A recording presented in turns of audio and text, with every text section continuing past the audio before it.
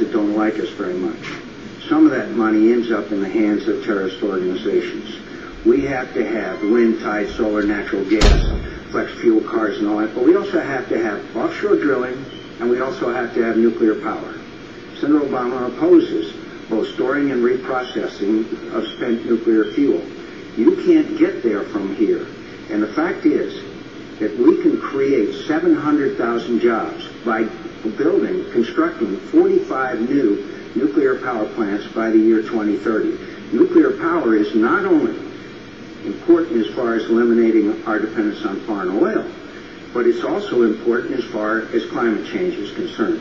An issue that I have been involved in for many, many years, and I'm proud of the work that I've done there, along with Senator Clinton. Let me see, before we go to another lead question, let me see if I could figure out a way to get and ask the same question a slightly different way here. Are you willing to acknowledge, both of you, that this financial crisis is going to affect the way you rule the country as President of the United States beyond the kinds of things that you've already said? I mean, is it a major move? Is it going to have a major effect? There is no doubt that it's going to affect our budgets.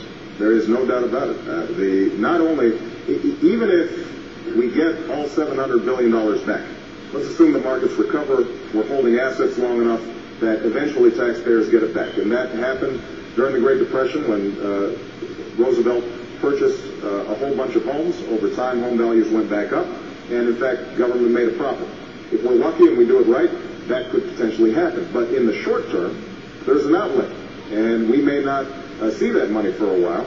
And because the economy is slowing down, I think we can also expect less tax revenue. So there's no doubt that as president, I'm going to have to make some tough decisions. The only point I want to make is this, that in order to make those tough decisions, we've got to know what our values are and who we're fighting for and what our priorities are. And if we are spending $300 billion on tax cuts for people who don't need them and weren't even asking for them, and we are leaving out health care, which is crushing on people all across the country, then I think we have made a bad decision, and I want to make sure we're not shortchanging our long-term priorities. Well, I want to make sure that we're not handing the health care system over to the federal government, which is basically what would ultimately happen with Senator Obama's health care plan.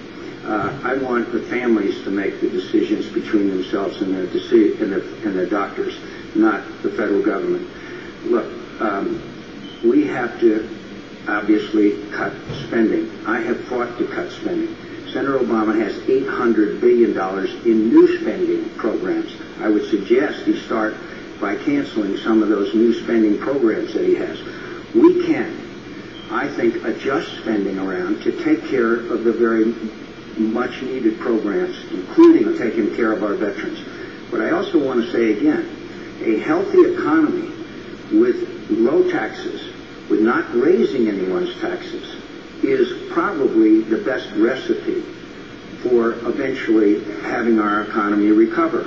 And spending restraint has got to be a vital part of that. And the reason, one of the major reasons why we're in the difficulties we're in today is because spending got out of control. We owe China $500 billion. And spending, I know, can be brought under control because I have fought against excessive spending my entire career, and I got plans to reduce and eliminate unnecessary and wasteful spending. And if there's anybody here who thinks there aren't agencies of government where spending can be cut and their budget slashed, they have not spent a lot of time. But I just have to make this point, Jim. John, it's been your president who you said you agreed with 90% of the time who presided over this increase in spending, this orgy of spending, and enormous deficits. And you voted for almost all of his budgets. So to stand here after 8 years and say that you're going to lead on controlling spending and, balancing our tax cuts so that they help middle-class families, when over the last 8 years that hasn't happened, I think is kind of hard to swallow. Quick response. It's well known that I have not been elected in this congeniality in the United States Senate, nor with the administration. I have opposed the president on spending, on climate change, on torture of prisoners, on on Guantanamo Bay, on the way that the Iraq War was conducted. I have a long record, and the American people know me very well. And that is independent and a maverick of the Senate, and I'm happy to say that I've got a partner that's a good maverick along with me now. All right, let's go to another subject. Lead question, 2 minutes to you, Senator McCain. Much has been said about the lessons of Vietnam. What do you see as the lessons of Iraq? I think the lessons of Iraq are very clear, that you cannot have a failed strategy that will then cause you to nearly lose a conflict. Our initial military success, we went into Baghdad and everybody celebrated. And then the war was very badly mishandled. I went to Iraq in 2003 and came back and said, we've got to change this strategy. This strategy requires additional troops. It requires a fundamental change in strategy, and I fought for it. And finally, we came up with a great general on a strategy that has succeeded. This strategy has succeeded, and we are winning in Iraq. And we will come home with victory and with honor. And that withdrawal is the result of every counterinsurgency that succeeds. And I want to tell you that now that we will succeed and our troops will come home and not in defeat, that we will see a stable ally in the region and a fledgling democracy.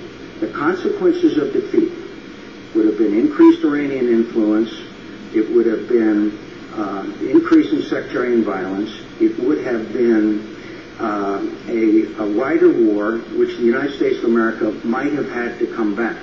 So there was a lot at stake there. And thanks to this great General David Petraeus and the troops who serve under him, they have succeeded. And we are winning in Iraq, and we will come home. And we will come home as we have when we have won other wars and not in defeat. 2 minutes for how you see the lessons of Iraq, Senator Obama. Well, this is an area where Senator McCain and I have a fundamental difference. Because I think the first question is whether we should have gone into the war in the first place. Now, 6 years ago, I stood up and opposed this war at a time when it was politically risky to do so. Because I said that not only did we not know how much it was going to cost, what our exit strategy might be, how it would affect our relationships around the world, and whether our intelligence was sound, but also because we hadn't finished the job in Afghanistan. We hadn't caught bin Laden, we hadn't put Al-Qaeda to rest, and as a consequence, I thought that it was going to be a distraction. Now, Senator McCain and President Bush had a very different judgment. And I wish I had been wrong for the sake of the country and they had been right.